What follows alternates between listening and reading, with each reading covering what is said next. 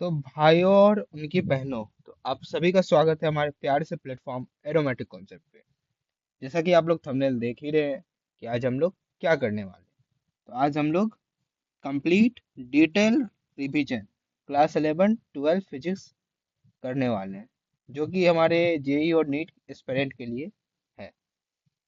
जाहिर सी बात है कि जेई और मेंस और नीट का जो सिलेबस है, JEE mains plus and NEET का जो सिलेबस है वो सेम ही रहता है। ठीक है, एडवांस का वो एडवांस लेवल का रहता है। तो अगर आप लोग का डिमांड रहेगा तो हम एडवांस लेवल का भी लाएंगे। ठीक है, आगे भी लेक्चर आएंगे कंटिन्यू। अगर आप लोग कमेंट करते हैं सही से, आप लोग को ये सेशन अच्छा लगता है, इंटरेक्शन आपको अच्छा लगता है, मेरा एक्सप्लेनेशन सही लगता है, तो पक्का आएंगे, आगे भी आएगा, आया जाएगा लेक्चर। तो काफी दिनों से कोई वीडियो अपलोड नहीं कर पा रहा था, उसके लिए आप सभी से माफी मैं चाहता हूँ। तो चलिए, आज मैं शुरुआत करता हूँ। आपका सबसे पहले, जैसा कि आप सभी को पता होगा कि हम लोग किस सीक्वेंस में बढ़ेंगे, वो आपको सीक्वेंस हम यहाँ पे लिख देते हैं। तो सीक्वेंस हमारा रहेगा सबसे पहले unit and dimension. Unit and dimension,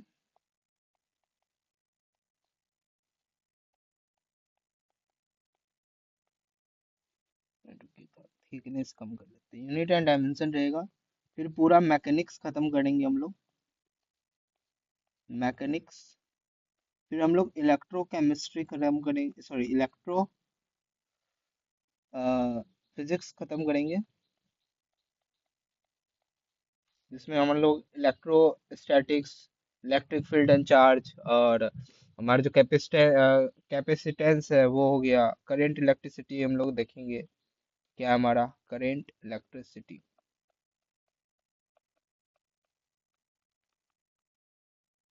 फिर हम लोग जाएंगे उधर, किधर, हम लोग जाएंगे फिर आपको मॉडर्न फिजिक्स में। मॉडर्न फिजिक्स में घुसेंगे, तो मॉडर्न फिजिक्स में हम लोग जाएंगे फिर। Then after modern physics we completed thermal physics. तो यही हमारा सीक्वेंस रहना है, रब वाला है। ठीक है, after modern physics we all covered thermal physics, तो यही सीक्वेंस रहेगा। तो आप बता देते हैं आपको कि हम लोग क्या क्या इसमें करेंगे। तो जो भी आपको पीवाईक्यू देखने को मिलेगा नीट रिस्पेक्ट में बता रहे हैं, पीवाईक्यू नीट के रिस्पेक्ट में, अगर आप लोग का डिमांड रहेगा तो जेई मेंस का फिजिक्स का, एटलीस्ट फिजिक्स का आप बात कर रहा हूँ, जेई मेंस का फिजिक्स का जो है आपको 5 साल के, पिछले 5 साल के जो है सारे क्वेश्चन में करवाऊंगा।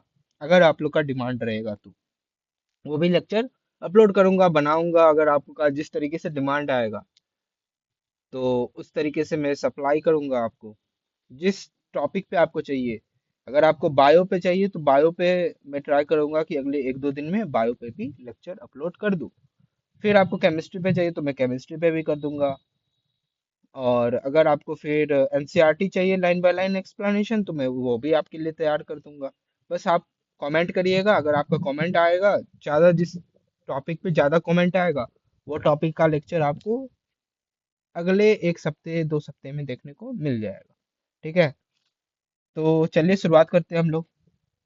जोश कैसा है, जोश में रहिएगा। ठीक है, अगर, क्योंकि बहुत लंबा है, आपको देखने में लग रहा है ना 38 पेज का है मात्र, कंप्लीट करने जाएंगे तो ये 38 page takes a lot of time, because in 38 pages whole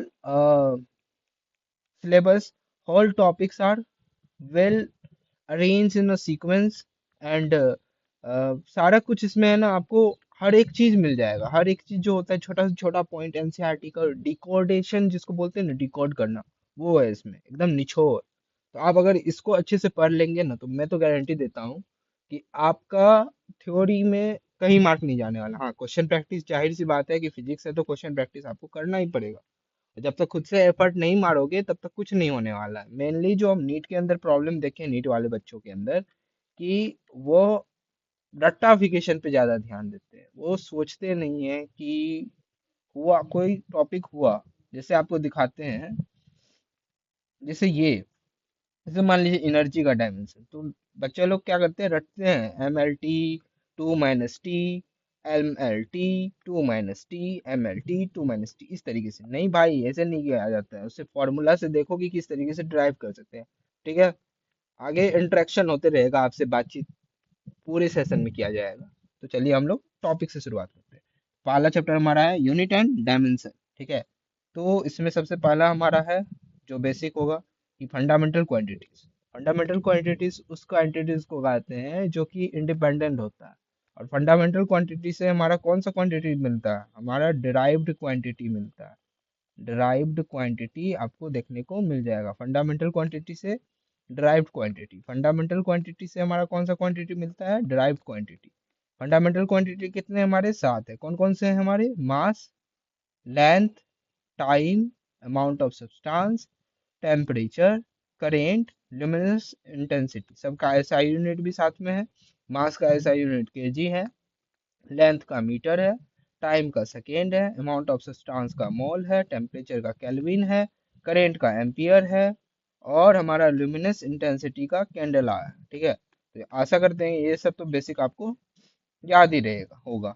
अब इसके पास क्या होता है? इसके पास हमारा डायमेंशन होता है। अब डिराइव क्वांटिटी बता दिए कि इसी से डिराइव, ये सातों फिजिकल क्वांटिटी से, फंडामेंटल क्वांटिटी से जो क्वांटिटी डिराइव्ड होता है उसे हम लोग क्या कहते हैं? डिराइव्ड क्वांटिटी कहते हैं। आगे हमारा तीसरा है सप्लीमेंट्री क्वांटिटी। सप्लीमेंट्री क्वांटिटी के पास क्या है हमारा? Don't have dimension but having units. इसमें हमारे दो होते हैं, एक प्लेन एंगल और एक हमारा सॉलिड एंगल। ये आपको 2023 में भी क्वेश्चन इसका देखने को मिला और 2024 में भी इससे क्वेश्चन आया था। 2024 में भी क्वेश्चन आया था। ठीक है, तो ये आप देख लीजिएगा। इतना छोटा टॉपिक से पूछता है। डायरेक्ट आपसे पूछेगा कि solid angle and plane angle having dimension, is this statement is true और फॉल्स। तो उसके पास डायमेंशन याद हमेशा रखिएगा कि एंगल और सॉलिड एंगल जो होते हैं हमारे, जो भी सप्लीमेंट्री क्वांटिटी होते हैं, सप्लीमेंट्री क्वांटिटी, उसके पास हमारा क्या होता है? यूनिट होता है बट डायमेंशन नहीं देखने को मिलेगा। एक मिनट।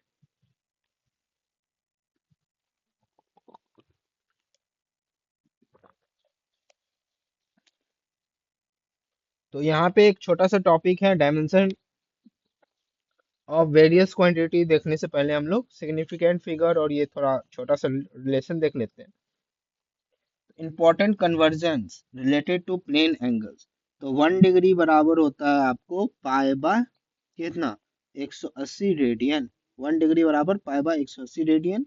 और 1 आवर बराबर होता है 16 मिनट। तो यहाँ से आप रिलेट कर सकते हैं। ठीक है, 1 डिग्री बराबर pi by 118 radian is equal to, मतलब 1 डिग्री बराबर 16 मिनट्स। 1 डिग्री बराबर 16 मिनट्स। तो कोई सेकेंड पूछेगा, इतना बेसिक तो आप लोग कर ही सकते हैं। 1 मिनट में कितना सेकेंड होता है?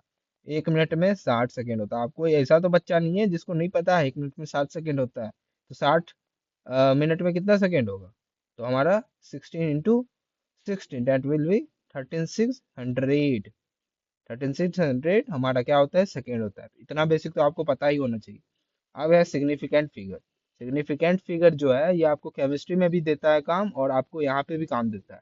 और मैक्सिमम बच्चे को देखेंगे कि भारी से भारी सवाल वो कर लेगा सॉल्व, पर एरर करने के लिए वो क्या करता है? सीलिंग मिस्टेक क्या करता है?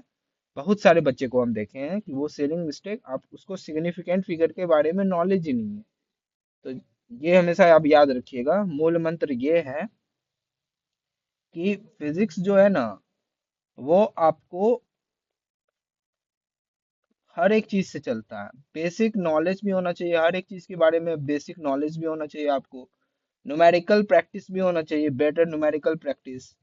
आपका मैथमेटिक्स अच्छा स्ट्रांग होना चाहिए। मैथ्स अगर आपका अच्छा है तो आपका अच्छा जाएगा फिजिक्स। तो ये चार चीज आपको जरूरी है। और आपको हम ये भी इस लेक्चर के लास्ट में अगर टाइम मिलेगा तो आपको ये भी जरूर बताएंगे कि how to approach question in physics.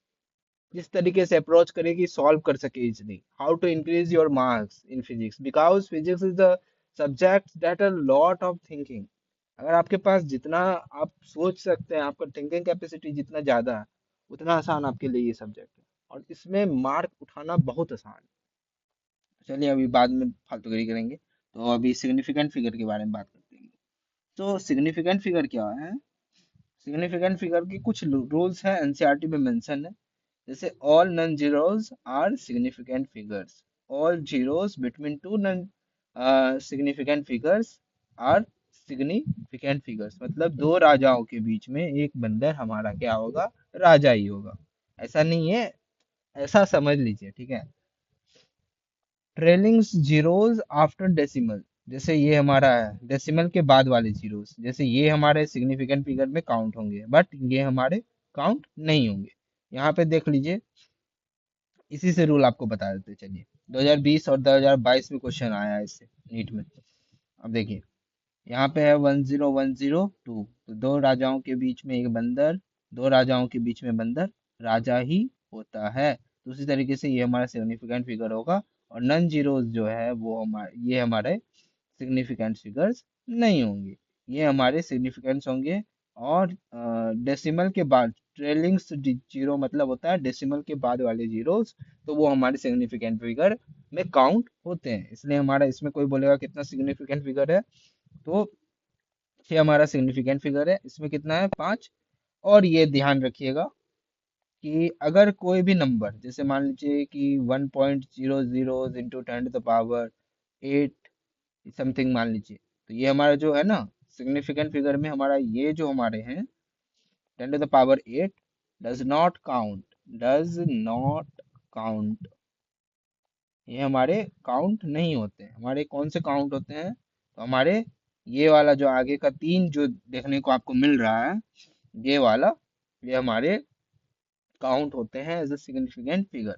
अब आइए हम लोग dimensions of various quantity, dimension की तरफ मूव ऑन करते हैं। क्या कि हमारा डायमेंशन क्या क्या होता है, तो डायमेंशन ऑफ वेरियस क्वांटिटी में सबसे पहला क्वांटिटी हमारा force. Force is equal to, हमेशा याद रखिएगा, फॉर्मूला से डिराइव करें डायमेंशन, जैसे force is equal to M A होता है, force is equal to M A. तो मास का क्या हो गया हमारा, मास हमारा ऐसा यूनिट लिखेंगे, केजी मीटर पर सेकेंड स्क्वायर। इसका डायमेंशन अगर आपको कोई बोलेगा लिखने, तो एम मीटर लेंथ का है, और एम एल टी -2 टाइम का क्या है हमारा, सेकेंड। इस तरीके से आप ड्राइव करिए खुद से।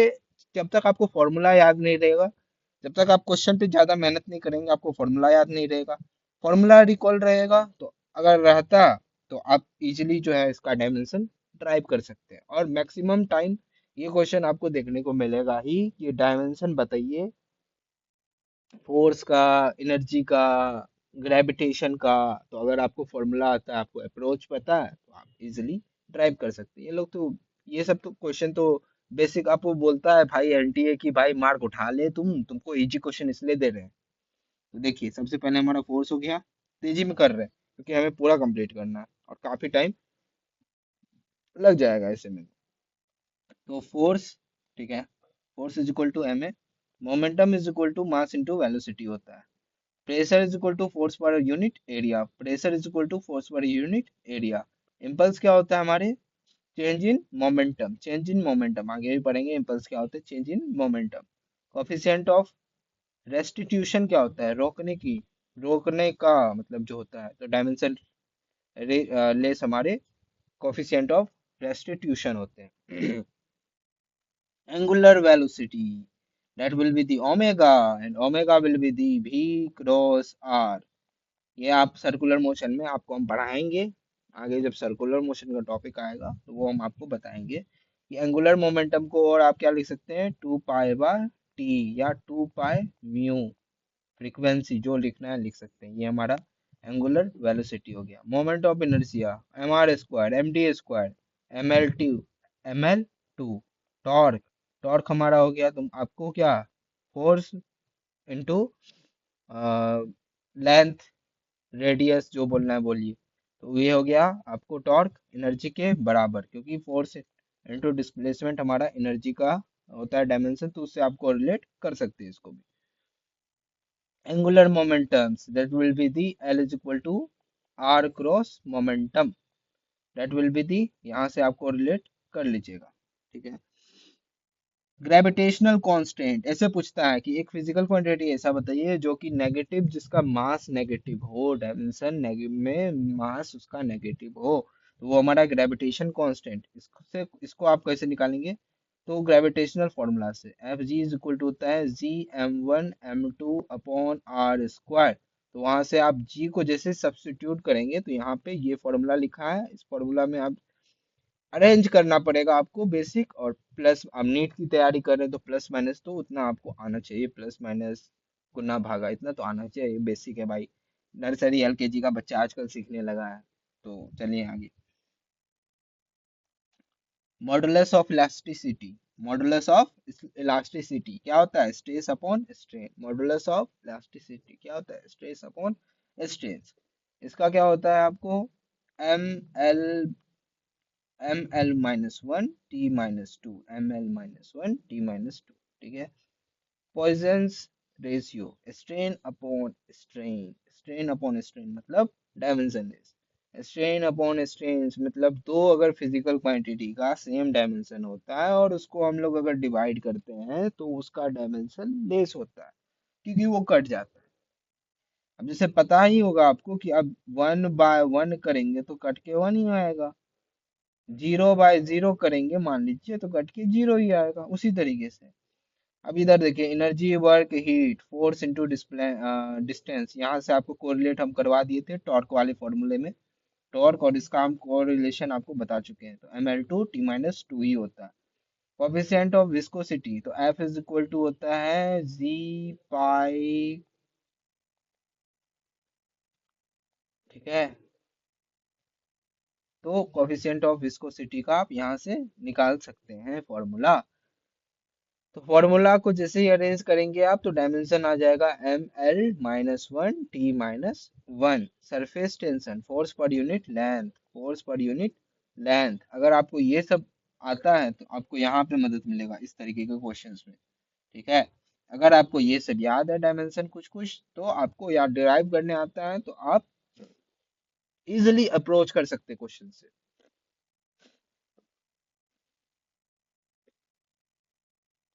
तो surface tension, force per unit length, dimension m t-2।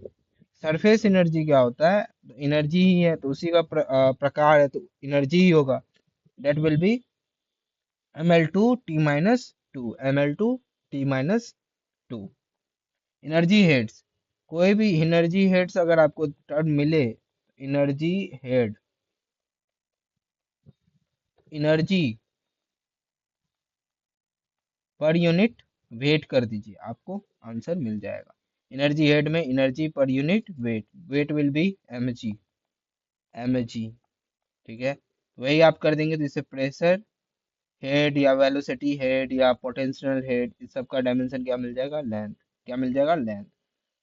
Boltzmann constant, Boltzmann constant, energy per unit temperature, energy per unit temperature. अब यहाँ से कोरिलेट कर सकते हैं, energy is equal to 3/2 kBT। यहाँ से आप कोरिलेट करेंगे आपको डायमेंशन आ जाएगा। आगे है आपको thermal coefficient of conductivity, that will B denoted from capital के। यहाँ से आप इसको कोरिलेट करेंगे फॉर्मूला से तो आपको आ जाएगा ml-t-3। और केल्विन टेम्परेचर का क्या होता है हमारा? केल्विन, तो केल्विन इनवर्स टेम्परेचर इनवर्स है तो केल्विन इनवर्स डायमेंशन में आ जाएगा। स्पेसिफिक हीट, आपको पता होगा specific heat means Q M S delta T. M S delta T में एस जो है हमारा वो स्पेसिफिक हीट होता है, तो वहां से आपको रिलेट करेंगे तो आंसर आ जाएगा लेटेंट हीट। तो Q is equal to ml-f, तो वहां से अगर आप करते हैं तो लेटेंट हीट भी आ जाएगा। Stefan's Boltzmann constant, Stefan's Boltzmann constant that will denoted from sigma intensity upon 4, intensity upon T पे पावर 4, टेम्परेचर के पावर 4। तो वहां से आप अगर को रिलेट करते हैं तो आपको डायमेंशन मिल जाएगा। बेसिक से अब महा रिवीजन कर रहे हैं तो इतना तो आपको पता होना चाहिए, खुद तो भी एफर्ट मारेंगे तब ना होगा भाई। सोलर कांस्टेंट इंटेंसिटी जो होता है उसी के बराबर होता है। Potential energy per unit charge, पढ़े होंगे आप, अगर आगे भी पढ़ाएंगे आपको, टेंशन नहीं लीजिए। आप वो जब 12th पे जाएंगे, 12th पोर्शन पे, तब आपको हम ये पढ़ाएंगे। कि पोटेंशियल बराबर होता है, अभी याद रखिएगा कि पोटेंशियल बराबर होता है एनर्जी पर यूनिट चार्ज। ठीक है, वहां से ये डायमेंशन मिल जाएगा। रेसिस्टेंस बराबर होता है, ओम्स लॉ तो पढ़ाई होगा भाई आप लोग।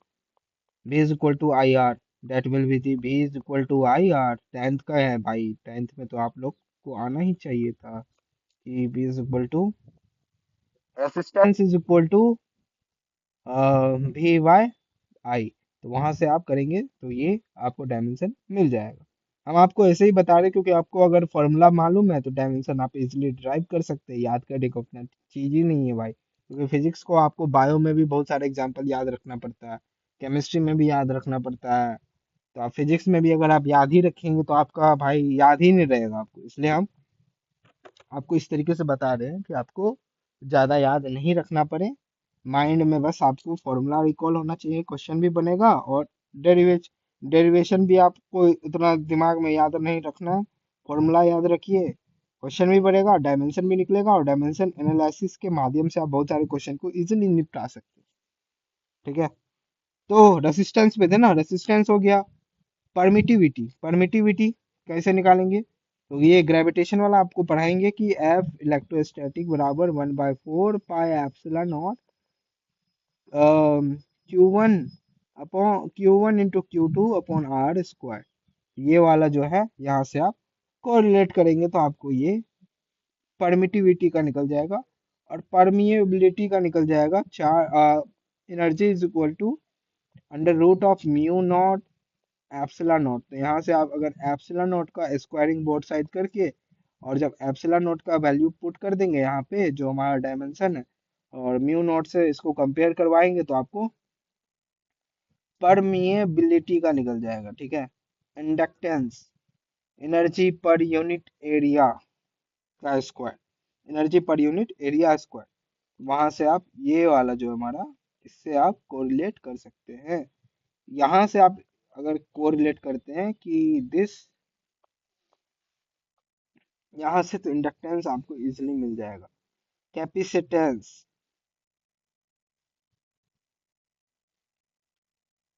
ठीक है, तो capacitance that will B charge upon potential. तो वहां से आप यहाँ ये निकाल सकते हैं।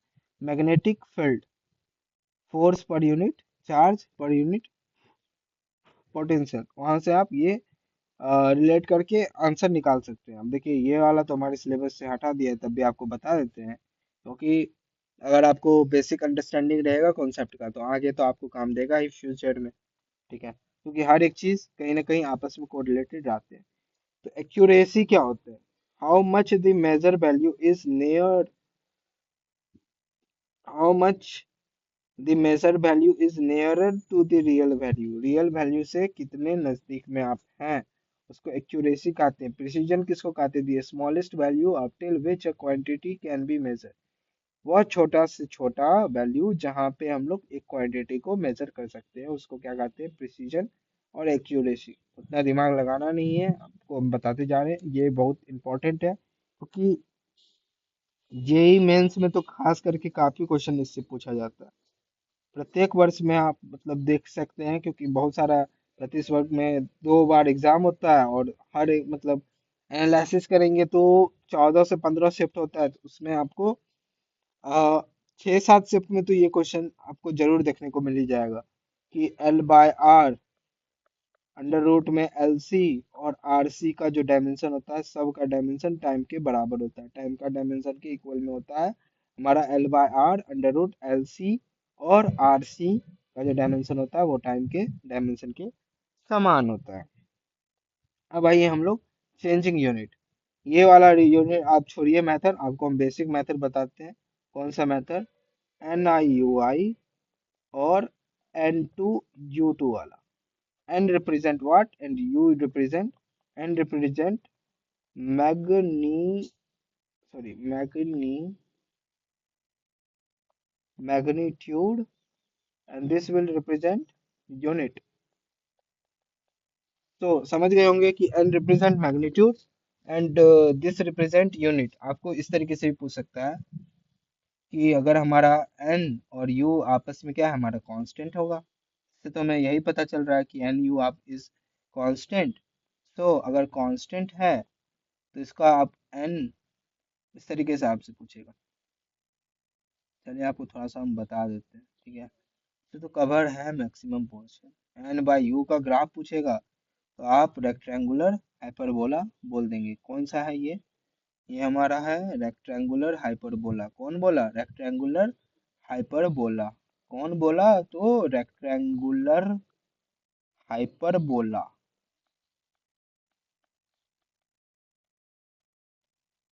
ठीक है। तो रेक्टेंगुलर हाइपरबोला कौन बोला? Rectangular hyperbola. तो n इज इक्वल टू, एक मिनट, ठीक है।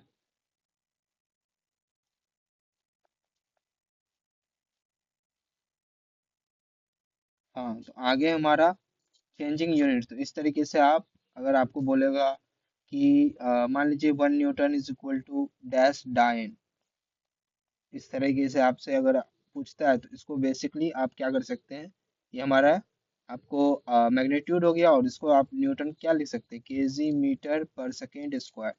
और इसको आप डैश डाइन, इसको क्या कर लिख सकते हैं आप, कि केजी है तो उसको ग्राम में कर देंगे कन्वर्ट, तो ग्राम, मीटर का सीजीएस यूनिट सेंटीमीटर, और सेकेंड का तो सेकेंड ही रहेगा। तो आप इसको कन्वर्ट कर दीजिए इसके टर्म में। आप इसको इसके टर्म में कन्वर्ट करेंगे तो 1 × 10⁻³ ग्राम मीटर, 100 सेंटीमीटर पर second square dash gram is equal to, ठीक है, सेंटीमीटर स्क्वायर। अब इसको ग्राम को ग्राम से काट देंगे, सेंटीमीटर को सेंटीमीटर से, और इसको इससे काट देंगे, और आपस में इंटू कर देंगे। तो ये आप जैसे ही इंटू करेंगे तो 10⁻³ इंटू 10⁻², दैट विल बी 10⁵ हमारा मैग्नीट्यूड आ जाएगा। तो इससे आप यहाँ पे कंक्लूड ये कर सकते हैं कि 1 न्यूटन इज इक्वल टू 10⁵ डायन। उसी तरीके से आप वन एनर्जी, वन उसी तरीके से आप एनर्जी का भी कर सकते हैं, कि हमारा जो 1 जूल है वो बराबर कितना अर्ग डैश अर्ग। उस तरीके से भी आप कर सकते हैं, आपका होमवर्क है, ये कर लीजिएगा, ठीक है। आगे चलिए।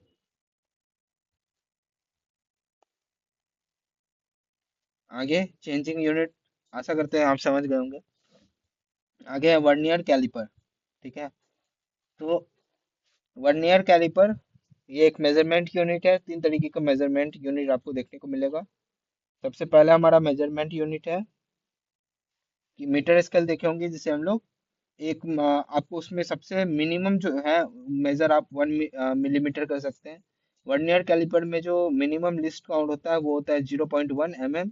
और एक होता है स्क्रू गोज, जिसको हम लोग आगे देखेंगे है इसमें कि नहीं है।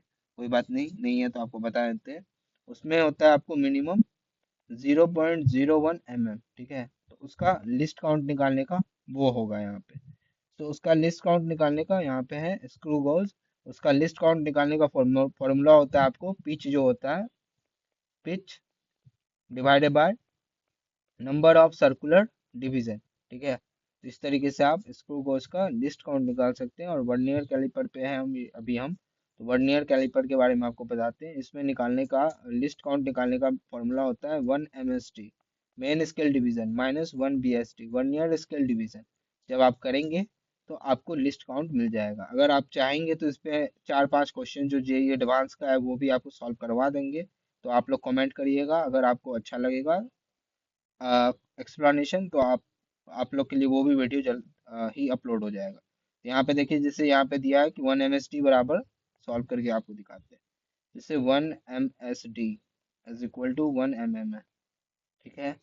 और यहाँ पे दिया है कि 8 MSD जो है वो 10 वर्नियर स्केल डिवीजन के बराबर है। तो सबसे पहले हम लोग 1 VSD निकाल देंगे, यूनिटरी मेथड का इस्तेमाल करेंगे। तो यहाँ पे हम लोग 8 × 1 mm कर दिए और डिवाइडेड बाय 10 कर देंगे, तो एक हमारा BSD निकल जाएगा।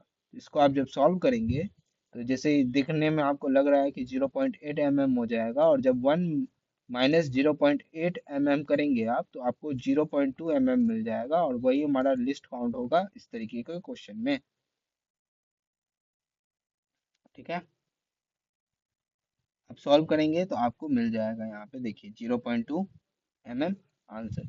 इसी तरीके से आपको सॉल्व तो किया ही हुआ है, तो आप लोग देख सकते हैं। आगे चलिए। आगे है dimension and dimension analysis.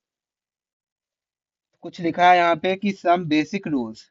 Only the physical quantity of the similar dimension can be added और सब्ट्रैक्टेड। अगर दो क्वांटिटी को अगर हम लोग ऐड या सब्ट्रैक्ट कर रहे हैं तो इसका मतलब यही है कि उसका जो डायमेंशन है वो हमारा दोनों फिजिकल क्वांटिटी का डायमेंशन सेम है। और क्या लिखा है कि dimension of a power will always be zero या डायमेंशन लेस बोल सकते हैं। कि कोई भी चीज पे पावर, जैसे एक्स टू द पावर मान के चलिए समथिंग, या ई टू द पावर, जो basic example E to the power T मान के चलिए, तो टी जो है हमारा ये पूरा डायमेंशन लेस हो जाएगा। उसी तरीके से लिखा है कि डायमेंशन ऑफ एन एंगल और trigonometric function will always dimension less. जो भी हमारे एंगल के डायमेंशन होते हैं और ट्रिग्नोमेट्रिक फंक्शन जैसे हमारे साइन थीटा या कोस थीटा या टेन थीटा जो भी होते हैं वो सब हमारे डायमेंशन लेस होते हैं। ये आपको बता ही दिए कि तभी आप दो फिजिकल क्वांटिटी को आपस में ऐड कर सकते हैं जबकि जब उसका डायमेंशन दोनों का सेम हो। तो डायमेंशन आर ऑलवेज सेम। आगे हमारा यहाँ पे देखिए डायमेंशन एनालिसिस में, तो use to relate different physical quantity, इसके माध्यम से हम लोग डिफरेंट फिजिकल क्वांटिटी को आपस में रिलेट कर पाते हैं। सबसे पहले इसमें चार स्टेप में आप देख लीजिए, चार स्टेप होता है। उस चारों स्टेप में अगर आप सीक्वेंस में करेंगे तो आपको इजीली इसमें सॉल्विंग, आपको क्वेश्चन करने में ज़्यादा कठिनाई का सामना नहीं करना पड़ेगा। तो इसमें से पहला स्टेप है कि राइट द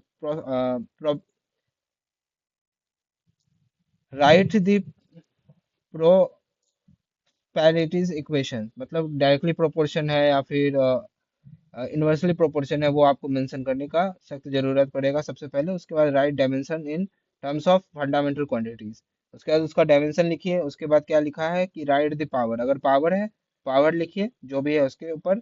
उसके बाद इक्वेशन फॉर्म करिए पावर के माध्यम से। चलिए आपको एक एग्जाम्पल के माध्यम से ये समझाते हैं। जैसे सरफेस टेंशन है, तो 2000 कितना में 2015 में पूछा था, आपको लिख के बताते खुद से कि सरफेस टेंशन मान लीजिए है, ठीक है।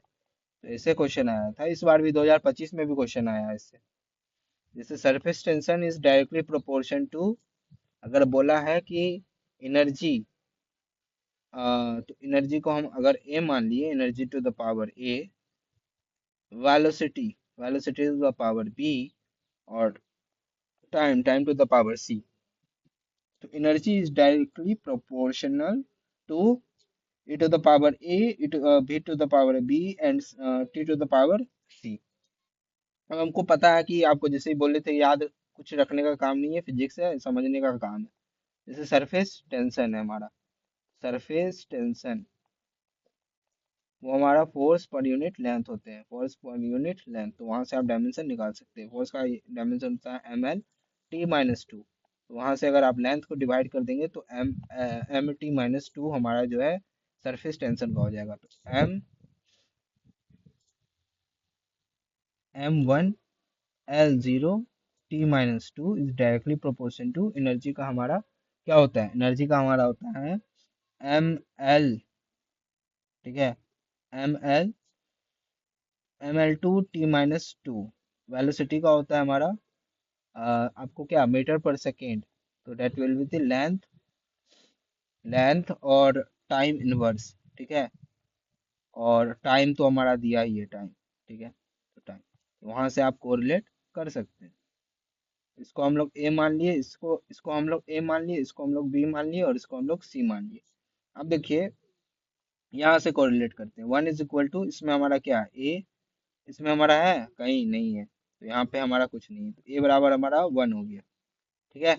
अब देखिए यहाँ पे हम लोग इससे करते हैं, इससे रिलेट करते हैं। That will be the 0 = 2a, और हमारा जो है आपको लेंथ, लेंथ है यहाँ पे, हाँ, प्लस बी, और लेंथ नहीं है तो यहाँ पे हमको ए का वैल्यू पता है, ए का वैल्यू हमारा 1 है, तो 2 + 0 2 + b, तो हमारा बी बराबर हो जाएगा आपको क्या, -2, -2। और यहाँ से आप सिमिलरली जब टी का आप t = -2 है, तो आप -2 = टी देखिए, तो -2a टी है, हाँ है, -b, ठीक है, और हमारा हाँ -c। तो आप वैल्यू इसमें पुट करिए। तो -2 हमारा, -2 is equal to -2 minus minus plus 2 -c। तो डेट विल बी थी, ये कट गया हमारा, तो c बराबर आ जाएगा आपको +2। अब इससे आप कोरिलेट करेंगे, आपको यहाँ पे हम सॉल्व करके बता दिए हैं, अब इसको कोरिलेट करते हैं तो आपको आंसर मिल जाता है। यही सब हमारा आंसर होगा। तो आशा करते हैं कि इस तरीके का आपको क्वेश्चन समझ में आ गया होगा। चलिए नेक्स्ट कॉन्सेप्ट की तरफ मूव करते हैं।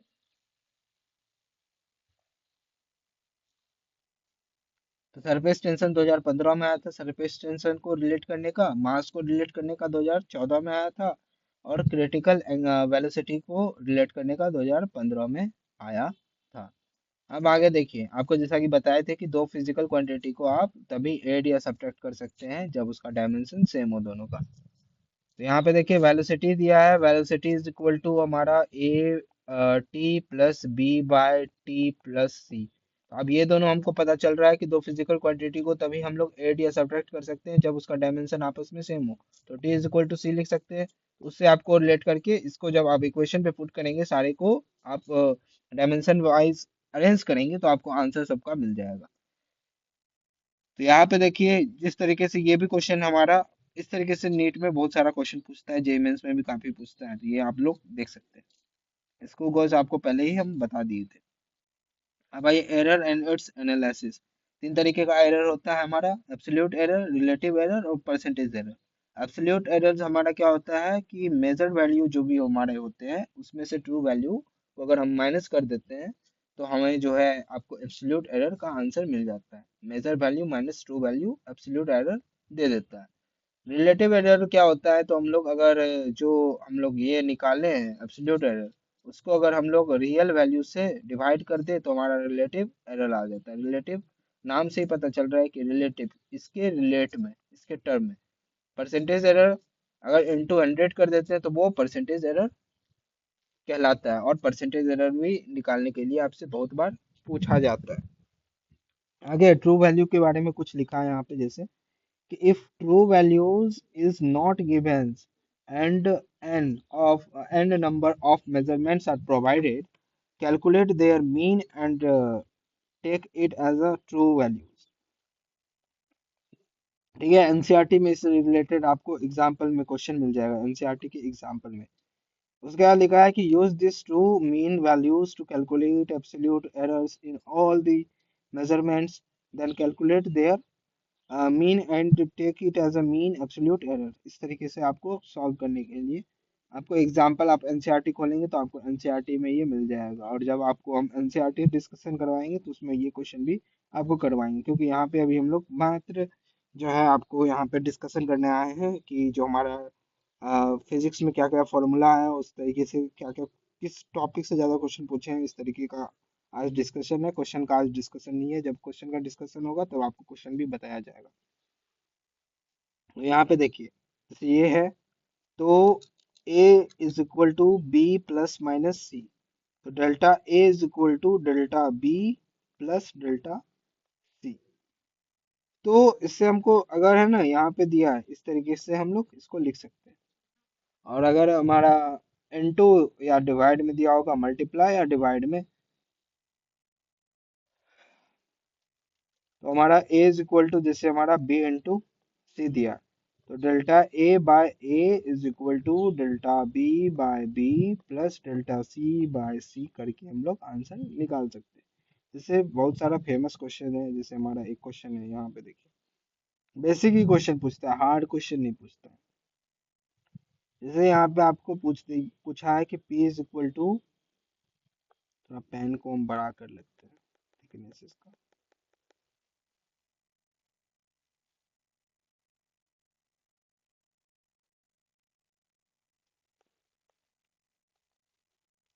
तो जैसे p is equal to a to the power b पे क्यूब, b पे power 2 divide by c d।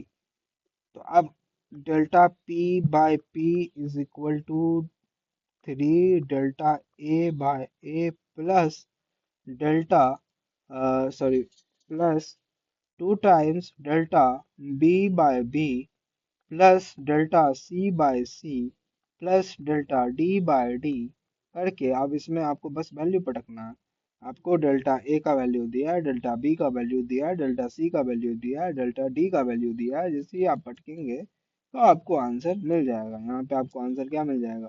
3 × 1 3, 2 × 2 4, +3 + 4, तो कितना हो गया आपको? 7 7 दूनी 14। 14% आपको आंसर मिल गया, मतलब 14 आपको आंसर मिल गया। इस तरीके से आपको पूछा है, इस बार भी नीट में पूछा है। इस बार भी अगर जो बच्चे जो बोलते हैं इस बार की टफ पेपर आया है, तो इस बार भी नीट में ये क्वेश्चन पूछा है भाई। ये क्वेश्चन आपको एक ये क्वेश्चन पूछा है, आपको बताते हैं कि ये क्वेश्चन पूछा है। और आपको जो हम अभी रिलेशन वाला बताए थे, ये वाला इस तरीके से आपको एक क्वेश्चन ये पूछा था। तो 2 क्वेश्चन तो आपको यहाँ पे हो गया। जो बच्चा किया तो 8 मार्क्स तो इस चैप्टर में वो सिक्योर करके जा रहा है अपना, ये बेसिक वाला चैप्टर चैप्टर में। ठीक है, आगे चलिए। आगे हमारा ये चैप्टर खत्म हो गया। तो आशा करता हूँ कि ये चैप्टर में आपको सही से समझ